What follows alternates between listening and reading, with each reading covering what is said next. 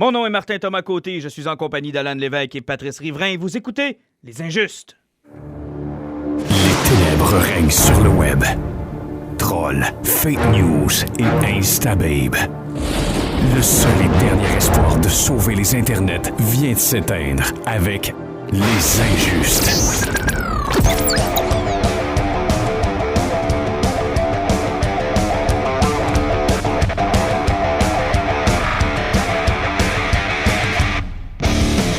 Hey, dis-moi pas qu'on va commencer à être à l'heure, puis qu'on va commencer aussi à être un peu plus régulier, on va dire ça comme ça. Messieurs, bonsoir. Bonsoir. Bonsoir. Bon, on a entendu, écoute, le dimanche soir, comme habituellement, pour les gens qui nous suivent, on essaie de toujours enregistrer le dimanche soir pour que vous puissiez avoir la semaine pour entendre nos superbes voix. Mais je veux dire que ça va continuer de brasser cette semaine. Ça a brassé énormément cette semaine aussi. Des sorties cinéma. Il y a eu des chicanes dans le DCU. Il y en a eu aussi chez Marvel. On a une bande-annonce qu'on attend aussi avec impatience. Il y en a qui ont juste pas dormi parce qu'ils ont joué au dernier Spider-Man et qui vont actuellement jouer au prochain NHL. Ou il y en a qui sauront plus, vont mélanger les deux. Spider-Man dans leur équipe préférée pour espérer scorer des buts. J'en ai aucune idée. Mais c'est 2 grosses semaines. Puis on va se dire, la rentrée, c'est toujours un peu ça. Que ce soit les téléromans qui commencent pour nos amis qui écoutent du téléroman québécois, mais pour ceux qui écoutent des séries, c'est là que ça commence aussi. Les sorties cinéma, par exemple, c'est un peu plus tranquille. Hein? La période de la rentrée, c'est effectivement toujours plus tranquille parce que même de là, à cette heure, on a le boom de Noël qui n'existait pas avant, mais c'est un créneau qui est embarqué. Puis après, on a le créneau du mois de février, ça aussi qui est quelque chose qui est nouveau. Parce qu'avant ça, quand tu sortais un film en février, c'est que tu n'étais pas convaincu que tu allais faire de l'argent avec. Effectivement, mais... Tu essayais de siphonner avant que le mois de mai arrive. Mais il y a 2-3 films qui ont sorti à cette époque-là, qui ont fait du cash, ça fait qu'ils ont prouvé le contraire. C'est que oui, mais normalement, là, c'est des petites sorties. Puis au mois de septembre, c'est souvent les films qui ont eu des problèmes de production, puis qui ont été reportés, puis que... Ils les placent là parce qu'ils savent qu'ils n'auront pas de compétition. Il y a eu une anomalie l'an passé avec ça, qui a occupé une grosse partie du box-office, qui a fait sauter à la banque pour le type de film que c'était. Effectivement, parce que ça, c'était supposé d'être dans la catégorie des films comme Blumhouse. Ils s'attendent à faire un petit peu d'argent avec ça, mais vu que le budget est bas, c'est toujours rentable, mais ça va exploser au box-office, effectivement. Puis là, ils n'ont pas réussi à faire la même chose avec La Nonne, on va se le dire. C'est pas... c'est parce que ça, c'est le monde qui ont vu 5 films que je connais pas trop avant, là, qui ont été le voir. Ça fait qu'ils ont quand même un fanbase qui s'assurait un box-office. Mais là, on a aussi un autre film qui a eu des problèmes de tournage et autres, qui est sorti. On a eu Predator qui est sorti en même temps.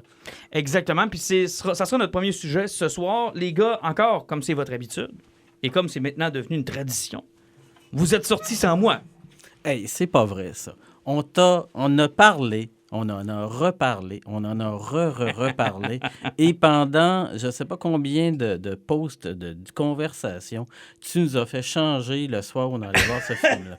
Pour nous dire finalement, oh, il fait trop beau, je me fais un feu. Mais c'est la fin de l'été, je voulais profiter peut-être... La fin de l'été, écoute. Du dernier soir. C'est ça. Ben regarde, on est allé voir un film qui était... Je m'étais promis d'y aller pour pouvoir vous en parler ce soir, puis les circonstances ont fait que j'y suis finalement pas allé. Mais je vais vous le dire, moi... j'avais pas de buzz pour ce film-là. Mais nous autres, on en avait. On a peut-être débuzzé. Parce qu'on va se le dire, peut-être juste revenir un peu. Le premier, c'est un chef-d'œuvre, on s'entend tous. Oui. Le premier, je pense que tout le monde est d'accord. Oui, effectivement. Le premier, c'est un chef-d'œuvre. Le deuxième, je vais te dire... On l'oublie. On l'oublie pas parce que pour les gadgets du Predator puis tout le côté gore, le deuxième, c'est un chef-d'œuvre pour ça. Il y a ça. Les Aliens versus Predator, moi, le premier, j'ai adoré. Le deuxième, j'ai rien compris. À part le bout de la maternité qui ont toutes accouché des aliens, j'ai pas trop compris le film. C'était n'importe quoi. Le premier, j'ai pas haï ça, moi. Le premier était une ride qui était le fun. À peu près comme le Solo, tu t'attends pas grand-chose, puis t'enjoy le film. Exactement, puis à la fin, tu te dis, waouh, il y avait plein d'aliens, il y avait plein de prédateurs, c'était cool. Puis le combat à la fin contre la Queen était juste cool. Exactement, c'était super bien. Et celui avec Brolin, pas Brolin... Adrian Brody, celui de Robert Rodriguez. Il a malheureusement pas eu toute la reconnaissance qu'il mérite. Le gros problème qu'il y a eu avec ce film-là de Robert Rodriguez, c'est qu'il nous avait fait un Superman Returns. C'est qu'on prend le premier, on le reboot avec les mêmes séquences, mais à l'ère plus moderne. Et sur une autre planète. Sur une autre planète, ce qui fait que tu as presque un copier-coller mal fait. Mais moi, je l'avais apprécié. J'avais quand même apprécié ça. J'avais trouvé ça quand même sympathique. Ça amenait à la mythologie de savoir qu'il y avait une chasse, qu'on amenait des êtres un peu partout sur une autre planète. Puis j'avais trouvé ça quand même sympathique, mais ça...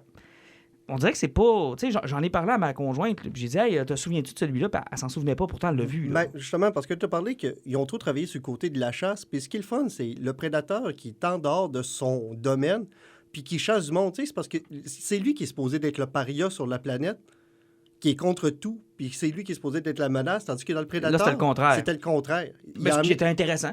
Ben, mais sauf que les humains étaient déjà des avantages vu qu'ils n'étaient pas chez eux. Puis tu avais une grosse bébite invisible qui traquait. Non, c'est sûr que les odds étaient peut-être pas les mêmes. Maintenant, il y a une nouvelle mouture. Où elle se situe, cette mouture-là? C'est quoi? Ça ressemble à quoi? Oh. Quand Garde. Pat prend le micro avec le bruit, là, Hey, et écoutez, là. il prend la peine de déplacer le micro dans une lenteur Ouais. et vous le voyez pas avec sa face de troll. Écoutez, moi, là, je vous l'ai déjà dit, là, les affaires d'aliens, les affaires de prédateurs, c'est ma kryptonite à moi. T'es un expert là-dedans. Là. Je suis un fou furieux là-dedans. Hey, j'ai découvert une affaire aujourd'hui. C'est-à-dire? Les prédateurs, ils ont un nom, bordel. Hein? Ouais, en 92, Steve Perry, un auteur par rapport au roman que Dark Horse avait le droit d'écrire, a donné un nom à la race, puis ça s'appelle des Yautja. Y-A-U-T-J-A. Je ne savais pas, je l'ai découvert aujourd'hui tellement je fais des recherches pour vous autres. Non, ouais, je dormirai pas mieux à soir, ça peut Je le être... sais. Écoute, c'est tellement un beau moment de culture. Ben, je suis content. Donc- Et vous l'aurez appris dans Les Injustes. Exactement. Donc, revenons à nos moutons. Tout à fait. Nos moutons, genre anorexiques, faméliques, qui Nos ont pogné la xénomorphes. peste. Tout là, tu sais, genre un mouton là, qui se comparait à un scénario tellement mauvais que ça donne quelque chose de Shane Black. Oh non, c'est pas mauvais. Ouais. OK. Pour la mise en contexte, on va commencer avec qui est Shane Black. Ouais. Shane Black est un génie de l'écriture des années 90. Les années 2000 ont été particulières parce qu'au niveau, C'est difficile pour lui. au niveau de la réalisation, là, hein, il a fait Kiss Kiss Bang Bang avec Robert C'est Downey. très bon, ça. C'était excellent. Il est tombé dans Iron Man 3. Ça, on n'en parlera pas parce que ça, c'est soit que tu adores ou soit que tu détestes. Ouais, Après, il y a eu The Nice Guy. Ce film-là était très drôle. c'est correct. Puis là, on est tombé avec The Predators. Mais au niveau de ce qui est écrit, lui, à l'époque, là, on parle d'un gars qui a écrit Lethal Weapon 1 à 4, le Last Boy Scout, puis Last Action Hero. OK, Le c'est pas un gars, cave, là. C'est pas un cave, mais le gars est pas égal dans ce qu'il fait. Non, effectivement, tu me lis la liste, là, puis il y a beaucoup de débats qu'on pourrait avoir sur les différentes choses qu'il a écrites. Là. Effectivement. Puis ce qui est arrivé avec Predator, il s'est permis beaucoup de liberté au niveau de l'histoire, mais un des plus gros problèmes, c'est l'humour de Shane Black. Ouais. Puis ce qu'il aime beaucoup faire dans ses films, là, c'est à peu près comme Taika Waititi, il aime l'improvisation, sauf que là, il a ramassé une gang d'acteurs à la Thomas Jane et compagnie, là. Pour moi, il devait manquer de talent, puis leur humour était très vulgaire, mais il a fait beaucoup d'éditions. C'est que quand tu te ramasses une pièce où tu as 5 personnes qui parlent, à chaque fin de phrase, tu as une coupure, un autre plan de caméra, puis tu as l'autre qui finit la conversation, puis ça peut faire ça 22 fois de fil. C'est qu'une conversation de 1 minute peut avoir 22 plans différents. OK, mais je veux pas t'arrêter là, puis je veux pas non plus te traiter de cave, mais je m'en sac tellement des conversations. Le prédateur, lui, il avait l'air de quoi? Non, mais Parce que 3/4 du film, c'était ça, OK? Oh, OK. parce que le problème, c'est que on se questionnait à savoir si les acteurs avaient tourné ensemble. À ce point-là? À ce point-là. C'est-à-dire que ça, si ça devient dérangeant dans un film Il y a d'action plus rien à où faire, là. l'humour est trop omniprésent, puis que tu te demandes comment est-ce que ça a mal été dosé, que ça en vient inconfortable puis déséquilibré, puis que là, tu vois arriver le prédateur, le premier prédateur que tu vois arriver, puis là, tu te dis, OK, bon, on va avoir un prédateur, puis là, tu te dis, ouais, tu sais, il est comme... c'est comme si tu avais pris Tarzan avec une coupe de spots de métal dessus, puis qui courait après son armement. Parce qu'il manque un gant puis son casque. Mais dans l'histoire, ça se situe où exactement? Après le premier, après le deuxième? Ils font référence aux deux premiers. Ils Ouais. parlent de l'événement 87 et 97 parce qu'il ne faut pas oublier que le C'était Predator dans 2 le se futur. passait dans le futur, dans le Los Angeles 97 qui était totalement détruit. En tout cas, Ouais, là, c'est dur à expliquer, celle-là. ouais, c'est dur à expliquer. Mais là, on se ramasse avec un vaisseau prédateur qui s'écrase sur Terre.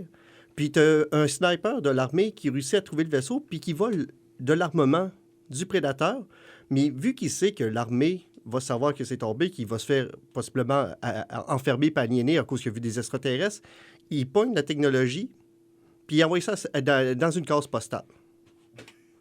Ouais, OK. OK. Puis, sauf que aussi, il y a une autre affaire, parce que là, on découvre que c'est une petite sphère qui sort du gant, qui te permet de devenir invisible, alors que les autres prédateurs, dès que tu enlevais ton casque, Ouais. tu ne pouvais plus devenir invisible parce que tout était comme lié ensemble.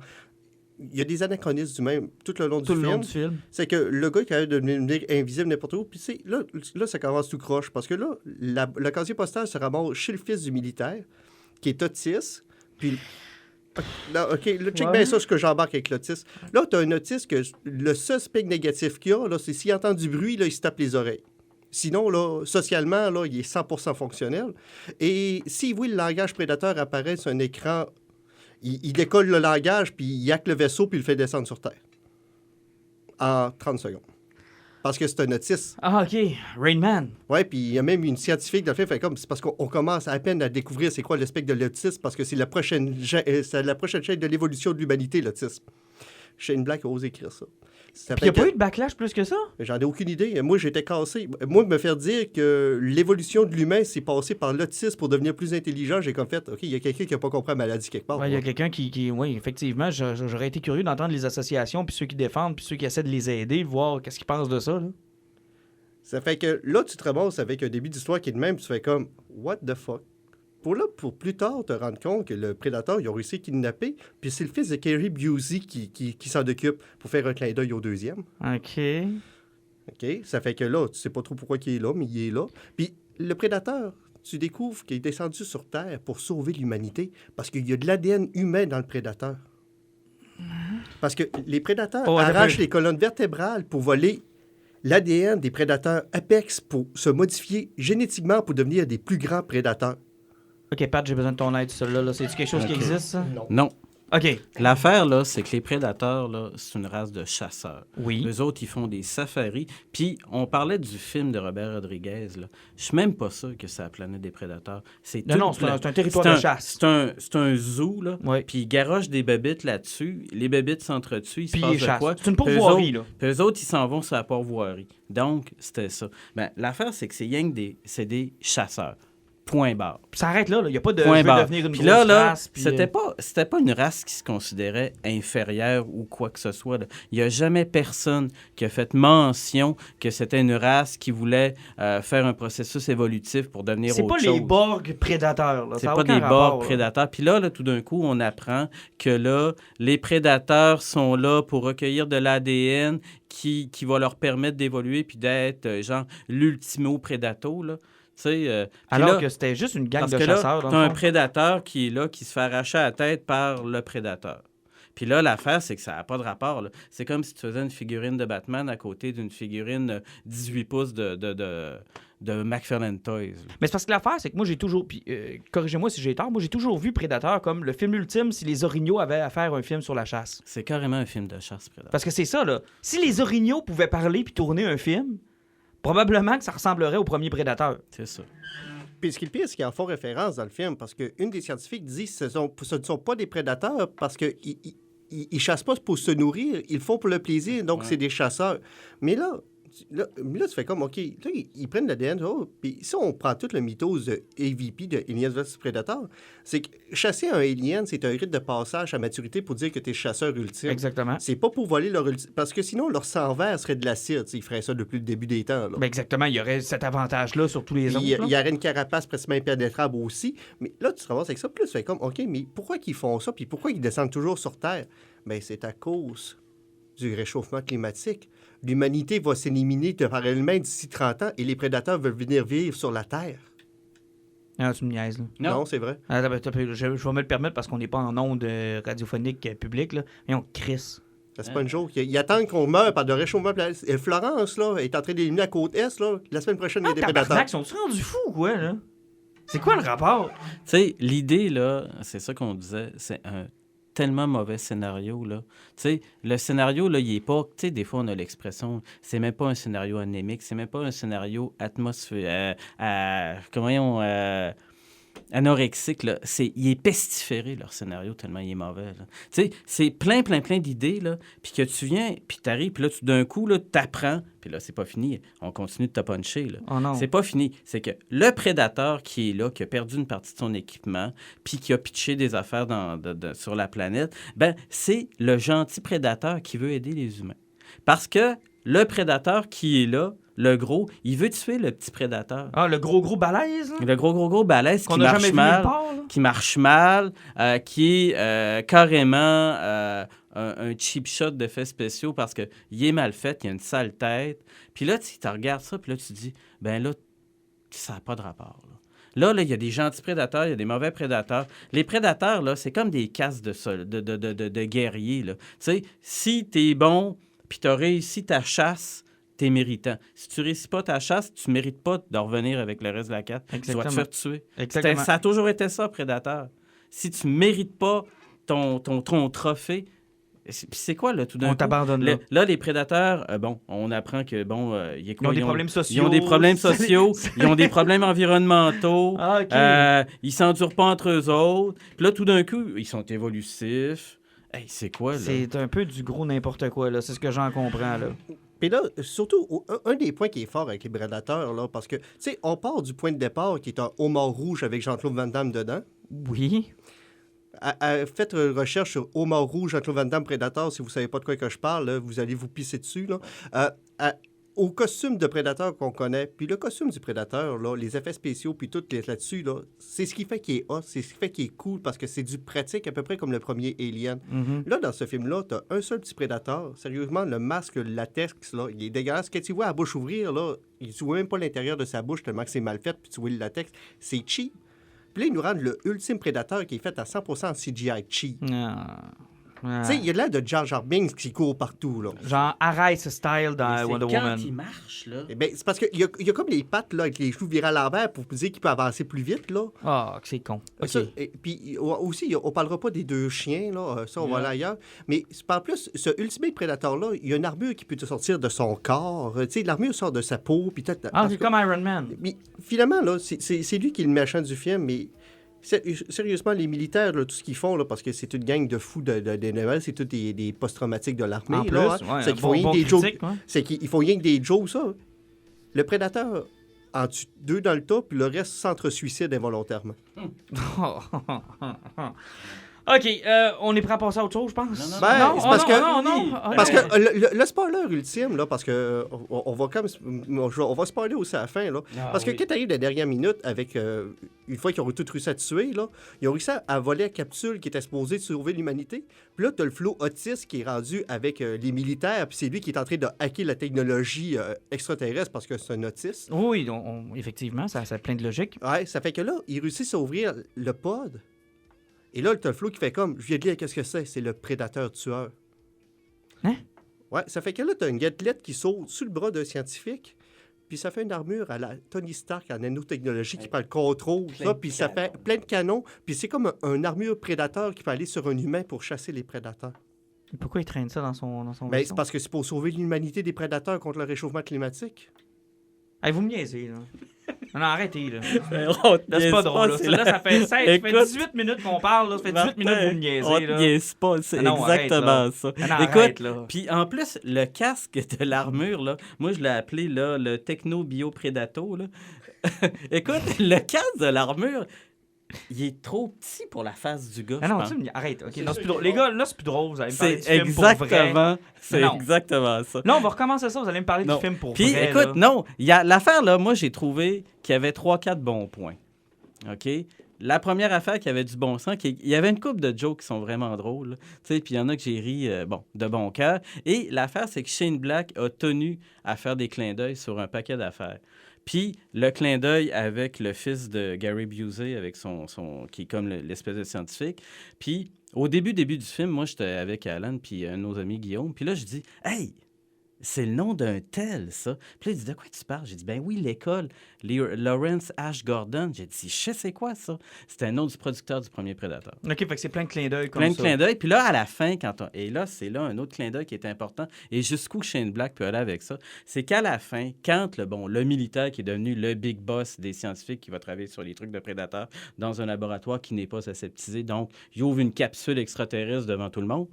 Cool. La même gang de scientifiques que dans les Aliens, dans les derniers Aliens. Cool. Et là, t'as le scientifique qui se présente. « Ah, bonjour, je suis le docteur Yutani. » Puis là, je dis « Ah ben, tabarnak. Yutani, de Weyland Yutani, la compagnie des Des aliens. aliens. Ah. Fait que, encore une fois, ils ont lié les prédateurs parce qu'ils l'ont fait dans tous les films d'Alien versus Predator. À chaque fois, ils les liaient indirectement. Donc, il y a encore un Yutani qui est apparu parce qu'à chaque fois, c'est soit un Weyland, soit un Yutani qui apparaît dans les films. Mais je reste quand même déçu parce que Ken Kidd avait dit que c'était le prédateur tueur. Là. Hein. Moi, première chose que j'ai faite, mais tu sais, je savais que Schwarzenegger avait refusé le caméo. J'ai fait, hostie, ils ont cloné Schwarzenegger, le prédateur tueur. Mais non. Ça... Non, mais ça aurait été cool, ça soit ça. Ouais, mais en même temps, ils l'ont fait dans Terminator, puis c'était mauvais. Là. Ben là, ça aurait été cool. Ils l'ont fait dans, Il fait dans aurait dit Get to Salvation. the Chopper en sortant de sa Get to the chopper! Ben, moi, j'aurais voulu un œuf d'Alien. Oui, un œuf d'Alien, ça aurait été hot Un aussi. œuf d'Alien, mais non. Tu sais, c'est une espèce de C'est resté comme bidule. ça. C'est une espèce de bidule qui a l'air d'un drone Guyver-esque. En passant, si vous entendez un bruit là, à chaque fois que Alan ou Pat parlent, c'est la nouvelle voyons, exosquelette à Alan. Alan s'est acheté un nouveau exosquelette et chaque fois qu'il bouge, ça fait un bruit d'enfant. Bouge un peu, Alan, voir. Bouge, ouais, ouais, c'est ça, merci. Donc, ça, c'est chaque fois que... Non, ne vous inquiétez pas, là, on va régler le problème éventuellement. Mais pour l'instant, Alan, il est beau ton exosquelette. Ah, ça fait plaisir. Je le trouve beau.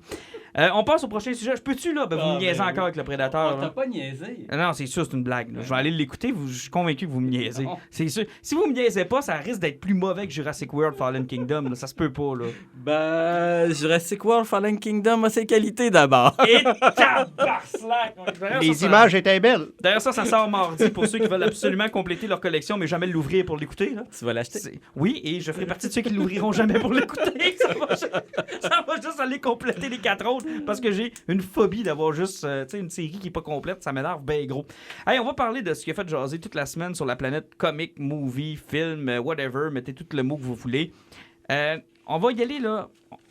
Avec ce qu'on savait au départ, la rumeur est partie que Henry Cavill, donc l'acteur qui fait Superman dans le DCEU, allait quitter son rôle de Superman. Moi, quand j'ai lu l'article, ce que j'avais vu, c'était que Henry Cavill n'était pas disponible pour un caméo dans le film de Shazam. Mais l'Internet a pris ça et parti en peur. Et là, la rumeur, c'était que le DCEU se ramassait plus de Superman.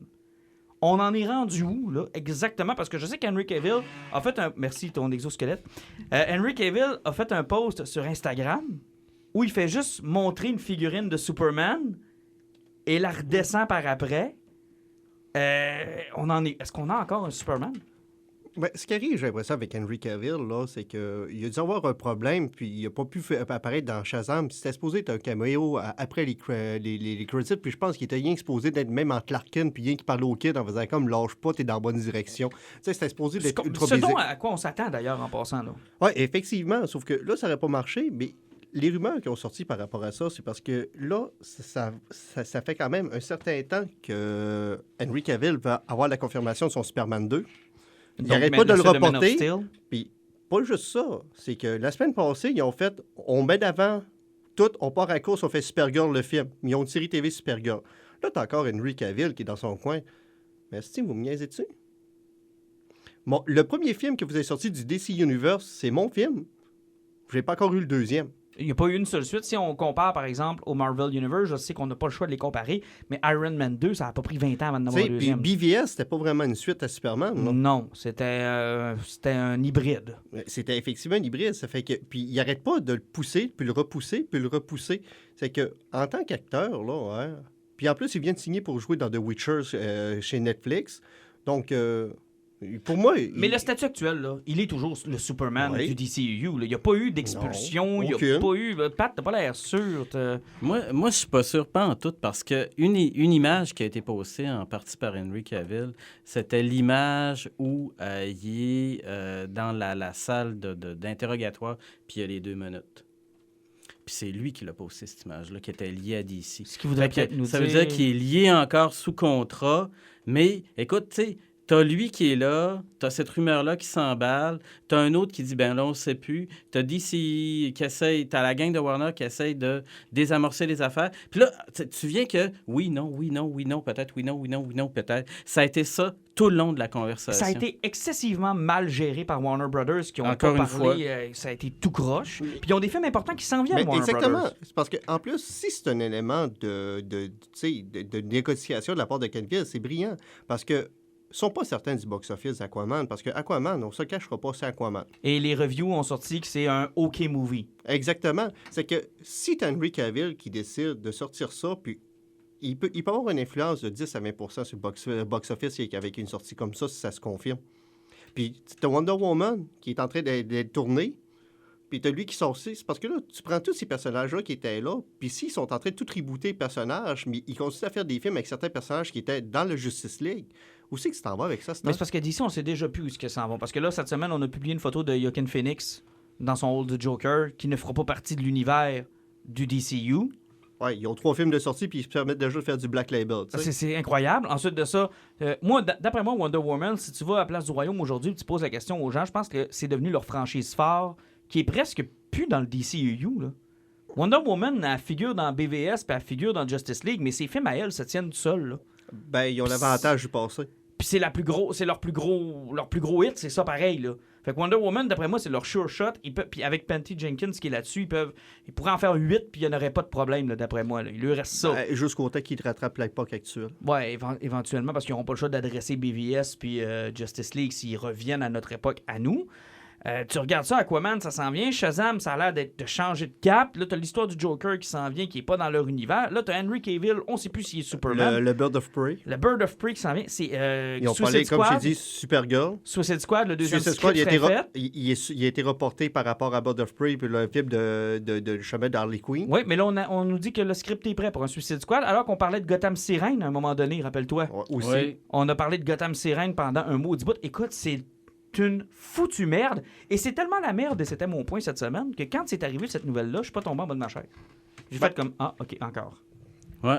Puis moi, là, c'est moi qui l'ai sorti en premier dans notre conversation, cette histoire-là. Puis, tu sais, on a passé la journée à en entendre parler, puis là, d'un coup, oui, il était avec, non, il était pas avec eux autres. DC ne savait plus, DC le savait. Puis là, tu sais, c'était tellement rendu énorme qu'à un moment donné, je me suis dit, la conclusion, hein, c'est que c'était une nouvelle totalement inutile, comme quand une chaîne de radio, de télé ou un téléjournal décide de dire « Madame s'est fait attaquer par un chevreuil dans son salon ». Mais je vais plus loin que toi. C'était-tu un ballon?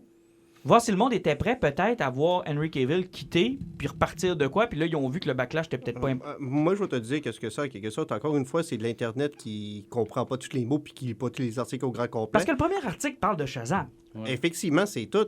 Puis même moi, que j'ai été relire mon article sur le site de Dark Horizon avec M. Gart, mon Australien favori, tu sais, il avait updaté tout de suite, puis il avait expliqué, puis même Warner avait sorti le communiqué en parlant que ça touchait rien à Shazam. Mais juste pour dire à quel point que l'Internet avait explosé, Henry Cavill avait parlé, ils ont parlé de tout ça, qu'il n'allait pas avoir le caméo. Ils ont dit qu'il était sorti de Superman, puis 15 minutes après, Michael P. Jordan était Superman. Oh oui, ça, c'est... Je sais pas quelle vitesse voit l'Internet. Je suis convaincu que Michael B. Jordan devait être dans son bain, là, puis il est sorti de son bain, il a ouvert son cellulaire et il a fait « Ouh, je suis Superman! » C'était fou. Ça, c'était fou raide, cette histoire-là. Là. Puis pas que j'haïs l'acteur, c'est un excellent acteur, j'ai pas de problème avec cet acteur-là. Mais je suis pas convaincu que ça est en train de faire Johnny Storm 2, ce gars-là. Non, je suis pas sûr qu'il veut s'approcher encore une fois de cet univers-là. Puis il dit backlash puis des menaces une puis deuxième fois. Honnêtement, ça te tente-tu d'être le premier noir Superman? Ben, pensez à dans le Shaquille monde dans lequel O'Neal. on vit aujourd'hui, là. Avec tout l'Internet, les réseaux sociaux, Mais c'est dégueulasse. de un, là, sans essayer de mal paraître, là, hein, il est élevé dans le sud des États-Unis. Il n'y aurait aucune chance. Oui. Il est au Kansas, hein? Ouais. J'avoue que c'est... Oui. Mais... Non, mais tu sais, à quelque part, là, c'était comme un gros pétard mouillé. Mais explique-moi pourquoi là, j'ai moins de misère avec un James Bond noir qu'avec un Superman noir, puis j'ai aucune raison, puis je suis pas capable de te l'expliquer. J'ai pas... Je sais pas. Tu sais, mais d'où cette lubie-là est sortie qu'il y ait un Superman noir? Mais moi, j'ai l'impression que c'est une récupération rapide. Quand on a vu que le rôle était vide, on s'est rapidement dit, tiens, on va faire troller l'Internet, on va vous montrer à quel point, parce qu'il y a des groupes qui aiment montrer à quel point les gens sont racistes, à quel point les gens sont méchants, à quel point les gens sont intolérants. C'est du clickbait. Ouais, c'est ça. Ouais. Fait que là, on a dit, on va mettre un noir dedans, puis le premier noir qu'on pourrait mettre, c'est Monsieur Jordan. Ouais, go, il en a déjà fait, lui, fait qu'on le met là. Pouf! Ouais, mais en même temps, je me permets à ce moment-là de faire une récupération de passe de ballon, là. En même temps, en ce moment, la BD américaine vit sa propre crise interne, là, comme le Watergate et compagnie, là, qui est comme le Gamergate qu'il y a déjà eu, où il y avait de la discrimination au niveau des femmes par rapport à l'industrie du jeu vidéo. Il y a le Comicsgate, et le Comicsgate vient d'un regroupement de gens qui disent que en ce moment, toute diversité mal interprétée qui modifie qu'est-ce qu'étaient les icônes d'antan de la BD américaine Donc, est en train de détruire le genre du super-héros. Donc, un Thor femme. Un Thor femme. Un Spider-Man noir. Ouais, Hulk asiatique. Bon. Que Iceman devienne Soit homosexuel. Qu'il y ait une telle héroïne qui soit plus masculinisée. Wolverine femme. Que, Luke Skywalker se soit fait botter le cul par une jeune fille qui était même pas vraiment encore une Jedi, etc. Bon, ça, c'est le gros délire du Comicsgate. Puis, il s'est passé des événements qui ont comme pavé ça. Puis, il y en a eu un récent qui est lié à Darwin Cook, qui est un grand créateur de BD décédé aujourd'hui, malheureusement. qui avait fait New Frontier. Et il y a quelqu'un sur le web, encore une fois, comme on en disait, comment t'appelais ça, le click... Le clickbait. Du clickbait. Encore une fois, un clickbait qui a dit Darwin Cook aurait certainement été d'accord avec le Comicsgate et il aurait approuvé la défense de ces valeurs-là. Ce qui est l'équivalent de faire parler René Lévesque au Québec. Là. Exactement. Ce qui est l'équivalent de faire parler René Lévesque au Québec ou de dire que, je sais pas, moi, Rose JFK Ouellette... aurait pensé ça. Ouais, ou Rose Ouellette, la poune, aurait trouvé que, c'est ça. Faire parler un mort. Faire parler un mort. Et là, et bon sang, s'il y a quelqu'un à qui tu ne veux pas t'attaquer, c'est la veuve de Darwin Cook. Qui, elle, est toujours en vie. Qui est Marsha Cook et qui est hyper active sur différents réseaux sociaux et qui s'est attaquée directement et frontalement au groupe et qui s'est fait bâcher, là, mais par-dessus bâcher. À la limite, là, il y avait des gens qui disaient que la personne qui était en train d'avoir la conversation sur le web n'était pas Marsha Cook. Puis elle devait prouver son existence. Elle devait prouver que c'était là, vraiment elle. Là, tu as quelqu'un qui arrive qui dit « Ah, vous devriez vous excuser contre telle affaire. » Et il y a eu un échange de textos ou de tweets de Marsha Cook qui dit « Oui, mais qui va s'excuser à moi? » Mais on va prendre le point, là. N'empêche que... moi, je trouve que les deux côtés ont de bons points. Ouais. Moi, ça me dérange pas qu'il y ait des personnages de minorités visibles, de diversité culturelle. Par contre, j'ai toujours eu le même point, c'est-à-dire créez vos propres légendes. Vous êtes capable de le faire, puis quand vous le faites, c'est bon. On avait souvent parlé là, par le passé qu'on parlait de Marvel, qu'est-ce qu'ils ont fait pendant un bout de temps, là, qui avait tendance à tout réinventer leur personnage principal, Thor qui était devenu Jane, Iron Man qui était remplacé par une scientifique, une femme qui était noire. Tu sais, ils avaient tout remplacé, justement, leur gros héros. C'est parce que ça, c'était la façon pas correcte de le faire. En fait, malhabile. Mais malhabile, effectivement, parce que tu touches à tes valeurs sûres, puis tu les mets dans le politically correct. Mais tu sais, c'est parce que tu peux avoir un sidekick qui va avoir les mêmes pouvoirs. Tu sais, parce que si tu vas dans DC, là, chaque héros a son jeune avec les mêmes pouvoirs. Mais tu peux aller aussi dans le nouveau héros, tout simplement. Le Beetle, par exemple. Comment est-ce qu'il s'appelle? Blue Beetle. Blue Beetle. New Beetle. J'ai New Beetle dans la tête, désolé, je m'excuse. Mais Blue Beetle, par exemple, qui, si ma mémoire est bonne, c'est pas un hispanique. Oui. Il est génial. Ouais, Il n'y a pas besoin d'avoir un Robin hispanique. Ouais. C'était un excellent tapeur. Ça, c'est un nouveau personnage. Le meilleur exemple de tout ça, là, c'est Miles Morales. Exactement. Qui est une des meilleures incarnations Spider-Verse quelconque. Tu sais, tout à l'heure, on parlait d'une très, très, très mauvaise gestion de Warner et de DC autour de ça. Ben, en fait, je dirais le problème du Comicsgate, le problème des fans fous furieux, des gens qui pensent que leur valeur de leur comic traditionnel est attaquée, vient principalement de la gestion qu'ont Marvel et DC. T'as vraiment un bon point.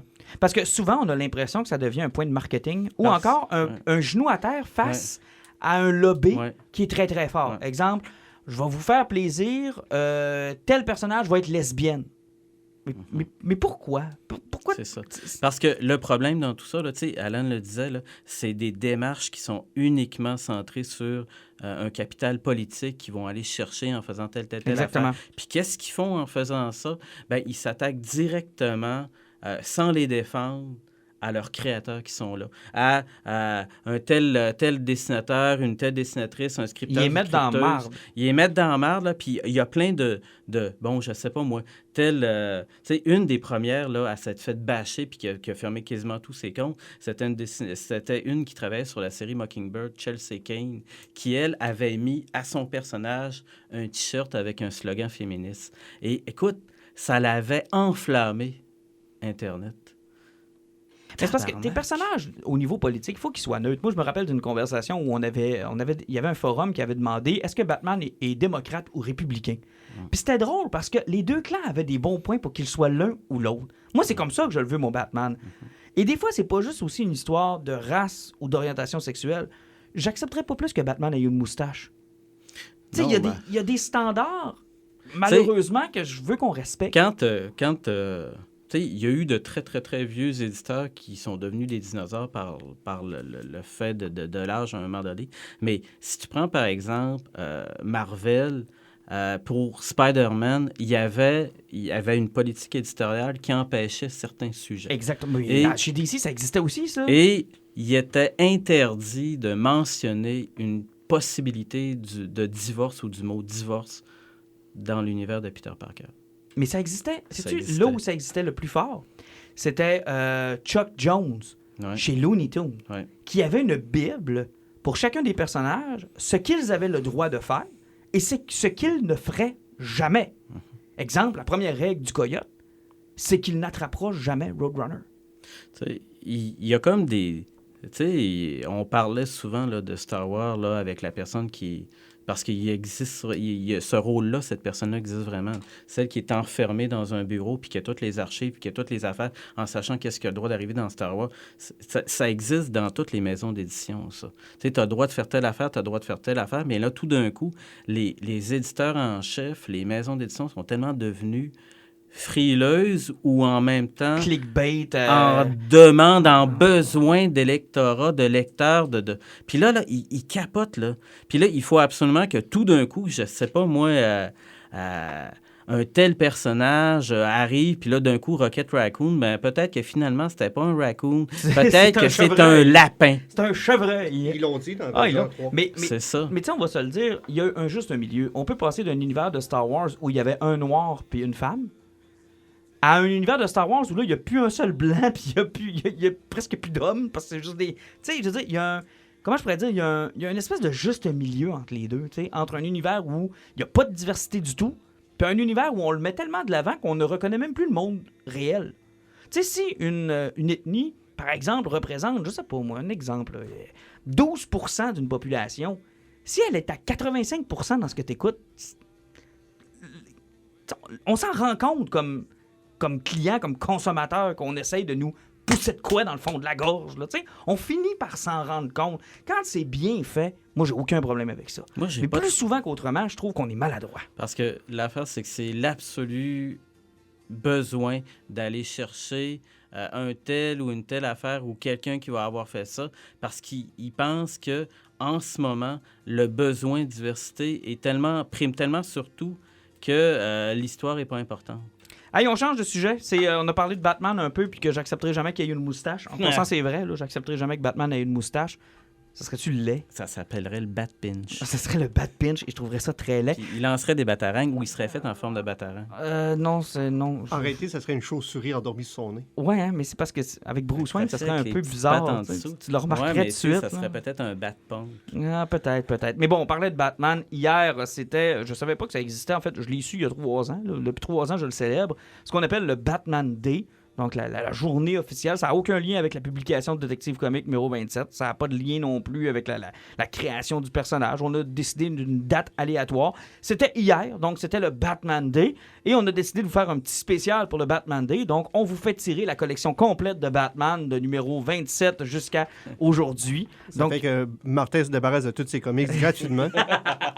Non, c'est une blague, on ferait rien tirer. Non, mais je vous ai demandé de me trouver une histoire chacun sur Batman, peu importe le média, qui représente peut-être pour vous la bonne lecture ou la bonne lecture de Batman en 2018. C'est ce qui vous attire, ce que vous aimez, de quoi vous aviez le goût de parler en ce Batman Day. Alan, tu y es allé avec un comic de Superman. J'aurais beaucoup aimé parler de Superman. Tu sais que tu m'as mis en tabarnak. Hein? Parce que j'ai effectivement vraiment lu du Superman pour le Batman J'ai vraiment Day. pas assez proche de descendre chez vous puis scraper ton char. Sérieusement, là, j'ai passé à 2 pouces de le faire. Mais sérieusement, Ben 10 sur Superman, c'est génial. Ouais, mais je m'en sacre, c'est le Batman Day. T'avais pas le droit de publier quelque chose de Superman sur notre Et groupe. justement, puis pour me faire pardonner, j'ai lu quelque chose d'épique de Batman. J'ai lu le Joker de Brian Azzarello et de Lee Bermejo. Gros colon, il n'y a même pas de Batman là-dedans. Il est là pendant une page et demie. C'est beau, vas-y. Ça bien facile. C'est beau, vas-y. Pendant que je pétris ma balle de stress. Ben, de un, le Batman et le Joker sont indissociables. Les deux vont Tout très à fait, bien tout à ensemble. fait. Mais ce qui est cool avec la BD de Brian Azzarello, parce que tu commences avec un Joker qui est relâché de l'asile d'Arkham, mais personne ne sait pourquoi. Tout ce qu'on sait, c'est qu'il a réussi à convaincre tous les docteurs qui étaient sains d'esprit puis qui peuvent être libérés. Donc, il se fait accueillir par un gars qui s'appelle Johnny Frost, que lui, c'est un gars qui a fait beaucoup de prison, puis c'est un criminel low-life. Puis le Flo décide de suivre le Joker pour monter dans la chaîne alimentaire. Mais tu te rends compte que le Joker, là, il a passé peut-être 1 an ou 2 à l'asile, puis il a perdu le contrôle de sa ville. Parce que Gotham, c'est sa ville, ça lui appartient, puis il peut pas être en bas. Puis là, tu suis comment le Joker, à l'aide de Killer Croc, il va aller faire chier le pingouin, il va aller faire chier Double Face, il va manipuler les Riddler, mais c'est toute sa descente chaotique à travers la ville où ce que le fait que le Joker va avancer puis il va tuer le monde random. Il va rentrer dans un dépanneur, il va tuer tout le monde pour un sac de chips. Et Okay. il est toujours comme ça, il est toujours dans la forme. Mais tu sais, ce personnage qui est chaotique mais intelligent parce que il peut pas, tu peux pas prendre le contrôle d'une ville en étant seulement chaotique. Il faut que tu sois brillant.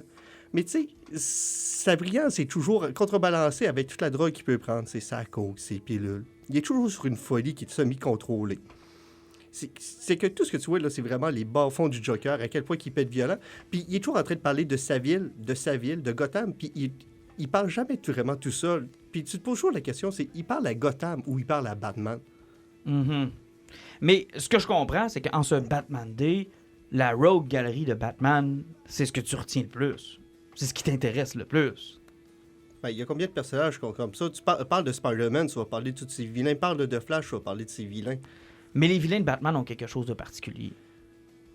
Ils sont Ben, plus forts que les autres. Non, ils ont moins de couleurs que les autres, mais ils ont des personnalités plus intéressantes. Ouais, Ben, je pense que oui. Je pense là. qu'ils sont plus iconiques, selon moi. Ben, moi, je pense que oui. On reconnaît beaucoup plus facilement dans le grand public les méchants de Batman que les méchants de Spider-Man. Moi, Mysterio, là, on va faire le tour à Centre d'achat tantôt, là. Pas sûr qu'il y en a un sur deux qui sait c'est qui, là. Ben, mais c'est jamais la différence. Tandis que Spider-Man, on va connaître, tu sais, on va parler de Mark Cargan, le scorpion. On va savoir qu'il y a une armure de scorpion, puis qu'un scorpion, ça tue des araignées. Puis Mais ça s'arrête là. tu sauras pas que c'est une espèce de low-life qui avait des dettes de jeu, puis c'est J. Jonah Jameson qui a payé son armure pour chasser Spider-Man. Mhm. Puis qu'est-ce qui fait qu'il a poussé ce gars-là à haïr Spider-Man? C'est le flou. C'est- Tandis que dans Batman, les méchants ont tous une on les origine qui connaît. est Ça fait intéressante. que c'est ça. Puis tu sais, c'est voir ce descente-là qui est super intéressant. Ça fait que c'est voir un Joker qui... Tu sais, il y a l'allure de voyons... Oui. Dans Batman de Dark Knight. Dans Dark Knight. Heath Ledger? Heath Ledger, il y a la même allure que Heath Ledger Mhm. à peu près, parce que Lee Bermejo, il y a un style qui est très cinématographique au niveau de son dessin. Oui, beaucoup. Puis, tu sais, tu vois, le Joker rit jamais. Il est toujours très sombre, parle tout seul. Puis t'as le gars qui suit partout, puis il voit le malaise. Tu sais. C'est comme on dit, tu vas le voir, il va rentrer dans une maison, parce que c'est 2 personnes âgées qui sont là, mais il rentre dans la maison, puis ça n'a pas rapport. Tout ce qu'il fait, c'est qu'il massacre sur leur lit, puis il se couche dans le sang. Puis il écoute la TV là. Puis tu sais, t'as le gars qui est à côté qui fait comme... Mais c'est quoi ce malade-là? T'es un fou raide. Puis tu te rends compte que dans le fond, il fait ça pour prendre le contrôle de sa ville, mais en prenant le contrôle de sa ville, il réussit à les menacer à faire Harvey Dent, parce qu'Harvey Dent a un lien avec Batman. Tu sens qu'il fait juste ça pour aller chercher l'intérêt de Batman, parce qu'il a besoin d'attirer son attention. Il a besoin de son attention. Il a besoin de son attention puis de se faire casser la gueule. Et le comic s'appelle Joker, tout simplement. le Joker. Pat, Batman Day, je t'ai mis au défi. Ouais, moi, Batman Day, là, vous allez voir, là, je fais des liens. Moi, j'ai choisi, parce qu'on vient d'en parler, j'ai choisi de vous parler de Batman versus Predator.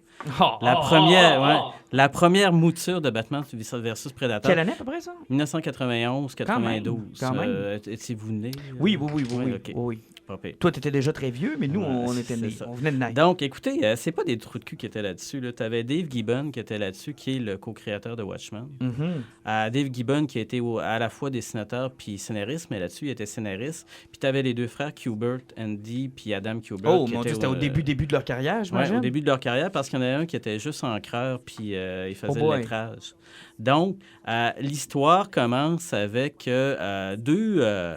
un combat de boxe qui a lieu entre deux pugilistes qui sont tous les deux rattachés à deux mafieux importants, deux gangsters importants de Gotham. Puis là, il y a l'assassinat d'un des deux boxeurs qui, à la télé, a dit maintenant, je suis le roi de la ville, je suis le roi de Gotham. C'est moi, je suis le plus fort. Donc, il se fait buter par un prédateur et commence une enquête et il y en a un deuxième avec plein d'hommes de main qui se fait tuer à son tour. Et là, Batman, lui, se rend compte qu'il y a autre chose. Parce qu'il dit la technologie qui est utilisée, il y a telle affaire, il y a tel résidu. Et à un moment donné, il se tient debout avec le SWAT, avec le commissaire Gordon, parce qu'il sait que le prédateur est sur le bâtiment puis qu'il vient de le spotter. Puis là, même la radio, même la télé dit Batman s'est tenu devant l'assassin, le tueur en série comme une cible, le défiant. Et ça prouve tout l'impact important qu'avait Batman aussi à cette époque-là, qu'il n'avait même pas peur de l'inconnu comme ça. Ça représentait dans le scénario toute la force de caractère de Bruce Wayne. Et après ça, il y a comme une espèce de poursuite. Batman en mange une tabarnouche. OK, parce qu'il gagne pas? Il gagne pas le premier affrontement. Multiples contusions, lacérations, brûlé au 3e degré sur une partie du corps. Écoute, il est hospitalisé. Ça a été tough, le début des années 90 pour Batman. Le dos brisé, Il est hospitalisé là, dans une petite chambre privée qu'Alfred a dans le manoir. Et assez que la police, le maire, le commissaire Gordon, les médias pensent que Batman est mort. OK, wow. Qui s'est fait ramasser parce qu'ils ont vu le char en feu partir. Puis Batman qui était dedans, qui brûlait.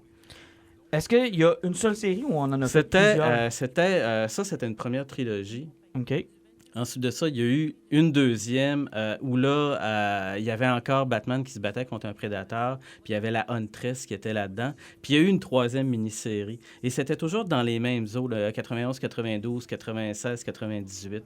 Mais ce qui décrivait vraiment l'affrontement entre Batman et le prédateur, c'est vraiment le troisième numéro de la première mini-série, où Batman sort à moitié scrap dans une espèce de batsuit armure, puis qui décide d'aller se clencher le prédateur. Un peu comme l'exosquelette à Alan. Un peu comme l'exosquelette à Alan, mais qui grinçait moins. OK, juste puis là, il se bat avec, là, puis ils ont toutes les misères du monde à réussir à affronter. Ils se battent même dans la Batcave. T'as Alfred qui tire avec un vieux gun du manoir Wayne, le prédateur. Et là, le prédateur fuit parce qu'il sait qu'il est en train... qui s'est fait droguer, qui est gravement blessé et qu'il faut qu'il parte de là. Et là, tu as Bruce Wayne, plus d'armure, plus rien, qui part, qui ramasse un bat de baseball et qui part après le prédateur et qui le slam devant le vaisseau des prédateurs qui est en train d'atterrir. Oh shit! Et là, les prédateurs voient que lui, il n'a pas réussi sa chasse. Mm-hmm. Donc, avec une arme qui était un ancien trophée, le prédateur se tue avec l'arme et il donne l'espèce de sabre à Bruce Wayne. Genre, t'as gagné la chasse. Gagné. Et là, t'as Alfred qui dit Monsieur Maître Wayne, est-ce qu'ils vont revenir? Et t'as Batman qui dit non, ils reviendront pas parce qu'ils savent qu'est-ce qu'il y a à Gotham. Oh boy! Et c'était là, écoute, c'est tombé épique. C'est épique et c'est ça qui était vraiment génial. Puis là, tu sais, ils sont comme tout friendly. Ah, c'est une belle soirée. Puis là, t'as Alfred qui finit en disant oui, c'est vraiment une lune de chasseurs, Hunter's Moon. Et c'est ça, moi, que je voulais apporter. Et c'est encore disponible en TP, ça? Oui, c'est encore disponible en TP. Puis il y a même un trade paperback qui regroupe toutes les 3 mini-séries. C'est intéressant. Je vais peut-être mettre la main là-dessus. Tu m'as donné le goût, en tout cas, comme à l'habitude, tu me donnes toujours le goût de découvrir des trucs. Moi, c'est simple, pour célébrer le Batman Day, je ne veux pas prendre trop de temps, on a encore quelques sujets avant la fin, mais j'ai choisi la première saison de Batman The Animated Series, qui, selon moi, est c'est à Batman ce que l'univers Ultimate de Marvel était à Marvel. Ouais. C'est-à-dire que si vous ne connaissez pas Batman, vous avez jamais lu de Batman et vous avez besoin de quelque chose de structuré qui touche à presque toutes les histoires les plus importantes de la carrière de Batman, c'est Batman The Animated Series au début des années 90 dans un style très gothique, dans un univers très Burton. En fait, j'irais même jusqu'à dire que Batman The Animated Series a conservé Batman en vie pendant les années noires de Joel Schumacher. Qui a fait en sorte que Batman a pu rester au sommet de sa gloire, qui a fait rayonner les comics de Batman, qui a fait rayonner Batman pour une génération complète, qui était la mienne, qui n'avait jamais lu de comics, qui n'était pas en lien avec les films on ne se reconnaissait pas dans les films de Schumacher. Et quand on voyait Batman The Animated Series, pour moi, c'est le Ultimate Batman. Kevin Conroy, son interprétation, le dessin, les histoires, le Batman qui est bête, qui a presque pas de sentiments humains, mais qui à la fois est capable aussi d'un peu de bonté, de tendresse, toujours dans son rôle de Bruce Wayne. Il y a toujours une façon de... Il y a un épisode qui me vient en tête avec Nightwing dans la 4e saison, où justement, Nightwing est en discussion avec le jeune Tim Drake, puis il dit « Batman, oublie ça, il n'y a pas de cœur, c'est un sans cœur, c'est un ci, c'est un ça. » Puis on montre dans l'émission comment leur relation s'est brisée entre les deux. Et au fur et à mesure que l'émission progresse, on se rend compte de tout le bien que Bruce Wayne, lui, a fait à ceux qui ont été frappés ou chassés par Batman. Entre autres, un moment où Robin et Batman se chicanent, c'est que Batman rentre dans une maison d'une jeune famille pour interroger un gars. Il te l'accote sur le mur, puis il est violent avec, devant sa famille, devant ses enfants. Et c'est Robin qui met la main sur le pas et qui dit « Garde, là, c'est assez, là. Arrête, là. C'est assez. » Puis Batman, il dit « No way! J'ai une enquête, je vais jusqu'au bout. » Puis il brasse le gars. Et à la fin de l'épisode, on se rend compte que ce gars-là a un emploi chez Wayne Enterprise. Et que c'est M. Wayne qui est allé le chercher lui-même au moment où il traînait dans la criminalité, qui n'était pas sûr, qui avait besoin d'argent pour sa famille. Alors, tu sais, ça montre tout le côté froid de Batman, tout le côté être capable d'être un écœurant jusqu'au bout, mais aussi le grand cœur qui fait en sorte que Bruce Wayne est devenu Batman, qui veut faire du bien autour de lui. Cet épisode-là est génial. Et je pense que toute la série nous fait pivoter entre l'un et l'autre, là. Entre la bonté du personnage, puis la froideur, puis le traumatisme que... parce que c'est un traumatisme, Batman. Il n'y a rien de joyeux là-dedans, là. C'est un traumatisme. Et jusqu'où ça peut le mener? Sincèrement, cette série-là, moi, je sais que là, ils vont la sortir en Blu-ray. Malheureusement, au Canada, elle ne semble pas être disponible encore. Mais éventuellement, je vais mettre la main dessus. Je l'ai déjà en DVD chez moi. Puis quand quelqu'un veut s'introduire à certains trucs, tu sais, Nightfall est là-dedans. Dark Knight Returns, il y a un épisode qui y fait hommage. Même des histoires du Golden Age de Batman ont été repris. Entre autres, les poissons rieurs de Joker. C'est un épisode dans cette série-là. Ils se sont même permis des fois des excentricités. Exemple, l'origine de Two-Face, de Double Face là-dedans, est écœurante. Dans la série animée, Harvey Dent a une double personnalité bien avant qu'il soit aspergé d'acide. Il est hanté. Il a une double personnalité et c'est l'accident qui va la faire sortir. Et c'est une dualité. Tu sais, ils se sont permis des trucs qui sont incroyables. Ils ont créé probablement le personnage le plus intéressant de l'univers de Batman des 20 dernières années. Harley Quinn. C'est eux qui l'ont créé. Bruce Timm et Paul Dini ont fait un job incroyable sur cette série-là. Si vous avez l'occasion de vous la retaper, c'est un classique. Moi, dans mon Batman Day, je pense que c'est la chose la plus cool de Batman que j'ai C'est vu un excellent choix. Écoute, j'ai le thème dans la tête à cause de toi. Fou, là, le thème, les images, c'était beau, les dessins. Il y avait une qualité d'animation dans cette série-là qu'on ne retrouve plus aujourd'hui.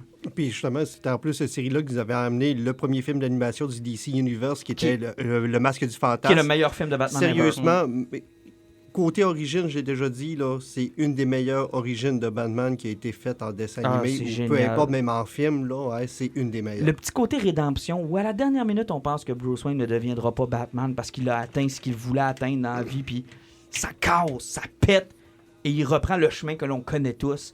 Sincèrement, un très, très, très bon film. Rapidement, je te fais les upcoming. On parle un peu de PS4. D'abord, upcoming cette semaine, Captain Marvel. On va avoir une bande-annonce mardi. Elle sera sur notre Facebook. Des aspirations? Vous avez des attentes plutôt? Personnellement, j'ai pas vraiment d'attente. J'ai plus des curiosités de voir les scrolls en mouvement puis de la façon qu'ils vont interagir. T'sais, on sait qu'il n'y aura pas de super scroll parce qu'il y a encore des problèmes avec les Fantastic Four à moitié. Mais juste voir les scrolls qui s'arrivent là-dedans. Puis, tu sais, Puis j'espère qu'on verra pas trop ses pouvoirs. Tu sais, l'avoir volé, on va tirer des blasters. Tu sais, je veux qu'il nous engage Au moins un une peu. image, là. Tu sais, ouais, peut-être qu'il l'avoir décollé avec son costume, là, mais sans plus ni moins. Mais moi, c'est vraiment les Skrulls, ma plus grosse curiosité. Pat, des attentes pour cette bande-annonce-là? Moi aussi, les Skrulls, j'ai hâte de voir s'ils vont avoir l'audace de nous dire que les Skrulls sont peut-être encore là, puis qu'il y a des héros qui sont peut-être des Skrulls. Moi, j'ai dans hâte. l'univers actuel. Ouais, c'est hot, ça c'est cool. Moi, j'ai hâte de voir le thème 90, comment il va être exploité. Ah, oui, On a oui. vu beaucoup de films et de séries sur les années 80 où on a recréé l'esprit des années 80. Mais les années 90, Dark Phoenix était supposé être dans cet univers-là. Finalement, on le voit pas, puis on ne sait pas si on va le voir. Celui-là va être dans les années 90. Moi, j'ai Ouais. hâte de voir comment on va... S'il va y avoir une nouvelle vibe, une nouvelle mode, peut-être, de faire des histoires qui se passent dans les années 90. Ouais, ça serait cool. Ça serait cool. Moi, j'ai vraiment hâte de Un voir petit ça. feeling Top Gun, là, vu que Oui, c'est une pilote. oui, Là. ça serait cool. Ou tu sais, là. voir passer une Transam avec oui, ça serait comme kit. malade, là. Des couleurs fluo, Ouais, ouais. tu sais, un peu de MC Hammer. Ouais, ouais, puis, tu sais, qu'elle ait des vêtements que t'arrives, tu dis, ish. tu vois, c'est comme, c'est laid. là. Ah, oui. Elle a un chandail de Nine Inch Nails. Ah, oui, c'est exactement. ça. Non, mais moi, j'ai hâte de voir cet aspect-là. Ouais. J'espère qu'on a joué beaucoup avec. Ouais, ça serait, J'espère qu'on l'a ça serait exploité. super. ça. J'espère qu'on l'a vraiment exploité. Donc ça arrive mardi. Et je vous ai envoyé la bande-annonce de Sabrina. La nouvelle petite sorcière. Moi, je me souviens de la série à Ouais, Canal ouais. Famille, là, à VRAC TV avec Melissa Joan Hart. Mais la nouvelle série de Netflix qui sort le 26 Ça octobre. a l'air quelque chose. Et que ça a l'air pété. Ça a l'air complètement sauté. Personnellement, moi, j'avais pas osé checker l'annonce, mais tu m'as convaincu de le faire.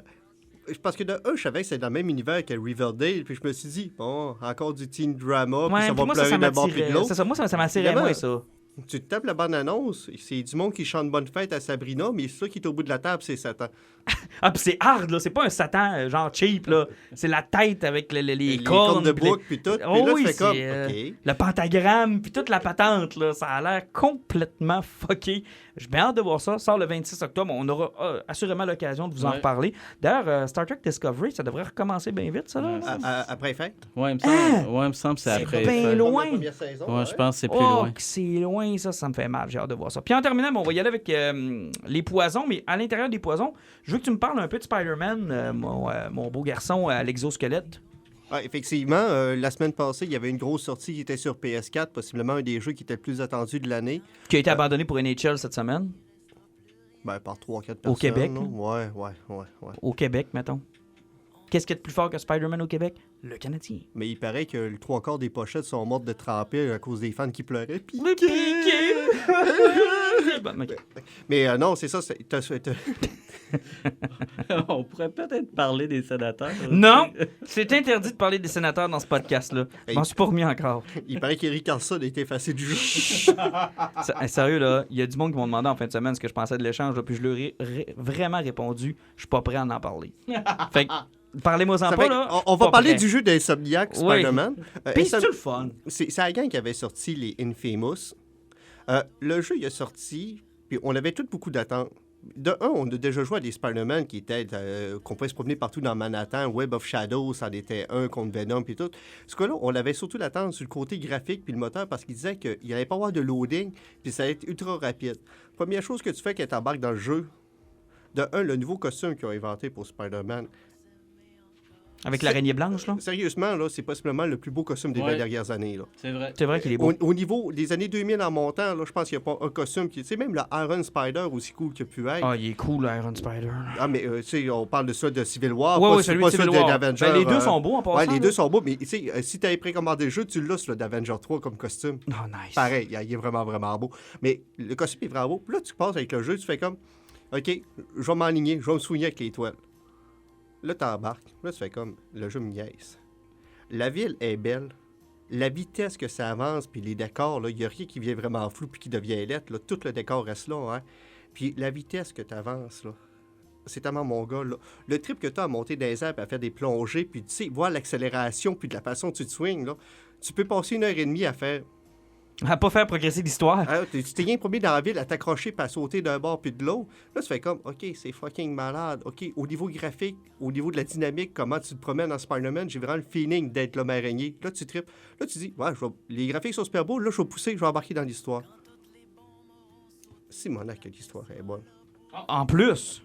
c'est tellement incroyable. Là. Tu sais, j'en parlerai pas trop parce que le jeu, Pas le il puncher, y a beaucoup de monde qui l'ont pas fini. Qui l'ont pas fini, puis même chez le jeu, il y a beaucoup de monde qui ont chargé qui était trop cool. Mais ce genre de jeu-là, il y a le même contrôle que Batman Arkham, dans le fond. Au niveau des combats... Donc, t'as pas besoin d'être bon? Effectivement, tu peux faire à peu près du n'importe quoi, puis tu es capable de t'en sortir. Tu payes, tu t'envoies un peu partout, puis tu essaies de t'en sortir. Là. Ouais. C'est super basic.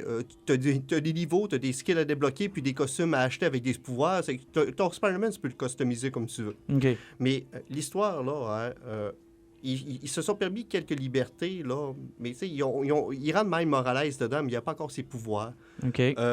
Mais t'as jamais accès au comic. Est-ce que tu vas te trouver pareil? Ou... Ce qui est cool, c'est parce qu'au départ, il y avait Mr. Négative qu'on avait vu des bandes annonces, puis le monde qui n'a pas lu Spider-Man ou des entours de 2010, parce que ça fait même pas 10 ans qu'il existe Mr. Négative, c'est que je me suis dit, ils vont-tu perdre du monde? Mais il installe le personnage comme quand tu lis la bande dessinée. Il est avec Tan-Mei qui s'occupe d'une maison pour personnes pour sans-abri. Puis lui, c'est comme le directeur de cette maison-là. Puis tu le vois devenir le Mr. Négatif. Puis tu vois son origine puis son histoire. C'est que, OK, fait que c'est pas trop perdu. C'est comme quand tu lisais la TPT. Puis tu sais, c'est parce qu'il y a il y a une couple de personnages. Tu sais, Dr. Octavius, là-dedans, là, c'est le boss de Peter Parker. C'est même pas super vilain. OK. Tu sais, ils ont une couple de libertés qui sont permises dedans, mais puis de la façon que c'est apporté, c'est toujours intéressant. Puis les machins sont tellement beaux, les armures, puis tout. Là, il me reste une mission à faire dans le jeu, là. Hein. Puis les cinématiques, les combats, là, c'est un chef-d'œuvre. J'ai hâte de pouvoir y jouer. J'ai joué à Batman Arkham, je vous en avais parlé. J'ai pas joué à tous les Batman Arkham parce que je suis un gamer qui stanne quand même assez rapidement, malheureusement. Je suis pas un très grand gamer, mais je veux l'essayer. Je veux au moins avoir le feeling de l'essayer. Pat, il n'y a pas de version Atari. Donc, tu pourras pas jouer, mais on... Ah non, c'est pas pour ta carré, lui, il y a une PS4, pas toi. Ouais, j'essaie. Ouais. Ah ouais, t'as-tu une version Coleco? Ouais, non, j'ai une vraie PS4. Une vraie PS4? Ouais, une vraie. Là, tu n'as pas de table de chevet, là? Non. Non, OK, tu joues avec pour vrai aussi. Une fois de temps en temps. OK, parfait. Hey, votre poison, en terminant, tiens, Pat, je vais y aller avec toi. Ben, mon poison, c'est quelque chose que j'ai pas encore lu, mais qui a fait l'histoire déjà cette année. C'est-à-dire que il n'y avait jamais aucun roman graphique qui avait réussi à attirer assez l'attention pour faire partie du prestigieux prix britannique, le Man Booker Prize. Et ça, c'est assez étonnant au nombre d'années qu'on fait des graphic novels maintenant. La seule fois que dans l'univers de la bande dessinée que c'était arrivé, c'était quand Art Spiegelman avait gagné le Pulitzer pour Mouse. Okay. Et ça, c'était un prix américain. Et Mars n'avait pas fait le Man Booker Prize. OK. Donc, cette semaine, les finalistes sont sortis et Nick Darnazzo, chez Drone Quarterly, avec Sabrina. C'est pas la même Sabrina, pas la même sorcière. C'est l'histoire d'un drame qui va secouer des gens dans la première année de l'ère de Trump. Mm-hmm. C'est-à-dire que la sœur d'une jeune femme va disparaître. Il va y avoir un crime qui va être commis. Et là, on va suivre les gens qui sont comme indirectement victimes et qui sont comme en stupeur par rapport à cette histoire-là. Et à l'ère des médias sociaux, toute la paranoïa, la cyberparanoïa et les théories du complot qui vont tourner autour de ce fait-là. Et toute la façon dont ça va détruire et toucher les vies de ces gens-là. C'est considéré comme étant un chef-d'œuvre au niveau du roman graphique. Et en ce moment, quand je vous disais que ça marquait un peu l'histoire de la bande dessinée, c'est qu'il n'y a jamais un roman graphique qui est allé pour ce prix-là en Angleterre. Écoute, le gars, il côtoie, là... Michael Ongedan, quelque chose comme ça, celui qui avait écrit Le patient anglais puis des quand trucs même, comme là. Ça. Il est dans le cours des grands, là. Il est dans le cours des grands et c'est l'arrivée du médium du roman graphique dans cette cour-là. Est-ce qu'il est maintenant déjà disponible? Oui, on peut l'acheter en anglais. Il y a un éditeur français qui a l'air d'en faire une traduction qui a l'air d'être plus ou moins facile à accéder parce que ça semble être un indépendant qui l'a pogné. Okay. Mais imaginez, là, quand même, là, c'est un moment important pour la bande dessinée, là, cette semaine, cette année. Ben, c'est le fun. Il y a quelque chose d'important, puis moi, j'ai trouvé que ça tard. valait... On est en 2018, c'est tard, mais on est content, c'est fait. Écoute, un prix comme ça, entre 1992 puis 2018, il s'en est passé du temps. Je vais faire le mien. J'ai lu le omnibus de Batman au complet de Grant Morrison. Et encore une fois, le format omnibus, on en parle régulièrement dans notre podcast. C'est un format que vous pouvez adopter, que vous devez adopter s'il y a des grandes histoires que vous avez manquées. Ils sont chers, mais ils valent chaque sou investi. En tout cas, de tous ceux que j'ai vus jusqu'à maintenant, que ce soit Marvel, IDW, que ce soit chez Image ou encore chez DC Comics, la qualité est au rendez-vous. Je pense qu'ils ont rapidement compris qu'on veut maintenant des TP qui sont plus complets, pas juste les 6 numéros d'une mini-série. On veut tout ce qui a été autour de cette histoire-là. S'il y a eu des crossovers, s'il y a eu des specials, s'il y a eu des one-shots, on veut les avoir. Moi, j'attends d'ailleurs un omnibus pour Metal. Honnêtement, ça n'a pas de bon sens, 3 TP différents pour une histoire qui était quand même assez complexe. J'ai hâte qu'on regroupe ça dans un omnibus. On a fait ça avec Grant Morrison et toute sa run de Batman qui va de Batman and Son, donc l'introduction de Damian Wayne, jusqu'à Batman RIP, qui est une série que j'avais jamais lue encore. Vous allez me tirer des tomates, vous avez le droit, là. Non. Mais j'ai adoré. Grant Morrison est capable du meilleur comme du pire. Je pense que dans le premier volume de Batman, ce n'est que son meilleur stock. Honnêtement, là, moi, j'ai vraiment trippé. Je l'ai lu en une fin de semaine, ça n'a vraiment pas été long. Je te parlais de Damian Wayne. J'ai tellement aimé ça que j'ai essayé Super Son. Je te parlais du fils de Superman tantôt. Un team-up entre le fils de Superman et le fils de Batman, qui est Damian Wayne. C'est super drôle. C'est dessiné un peu à la manga. C'est vraiment drôle. Les jokes, ça n'arrête pas parce que Damian est un mini Batman, on va se le dire. Il pète comme ses deux pieds. Il est complètement capoté, le flow. Puis je pense qu'il y a une coche au-dessus de Batman en termes de maniaque. Là. Il est terrible. Et le flow de Superman, non seulement il a toute la naïveté, le côté boy scout de Superman, mais il souffre de ne pas avoir 10 ans. Ce qui est double. Il y a toute la naïveté d'un enfant qui embarque par-dessus la naïveté d'être le fils de Superman. Et il n'y a pas tous les pouvoirs encore. Il vole pas. D'ailleurs, Damian Wayne l'écœure tout le long de la série parce qu'il vole pas. Fait qu'il est sur son dos puis il fait juste jumper un petit peu plus loin. C'est super sympathique comme série. J'ai adoré ça. Je me suis commandé le premier volume et assurément que les autres vont suivre. Puis je finis ça avec, on a parlé de Why the Last Man souvent dans ce podcast. J'ai commencé Paper Girls. C'est génial. Ouais, c'est un Stranger Things, mais x8.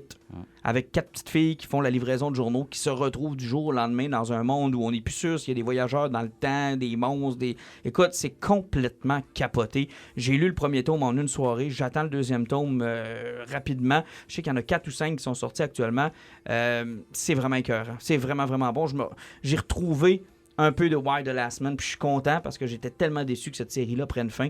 Donc, Paper Girls, vraiment écœurant. Ça, c'est encore une autre bonne affaire qu'Image Comics excellent. avait signé. Ça. Excellent, c'est vraiment très bon. Puis Alan, je finis avec toi. Oh, l'exosquelette. L'exosquelette a encore bougé. Oui. Moi, tu viens de parler de Brian K. Vaughan. Moi, je vais rien survoler là, parce que je me suis pas encore fait une tête là-dessus. Moi, j'ai 5 TP présentement de Lutte Saga. Là. Ouais, qui est son autre œuvre, hein? Mais c'est...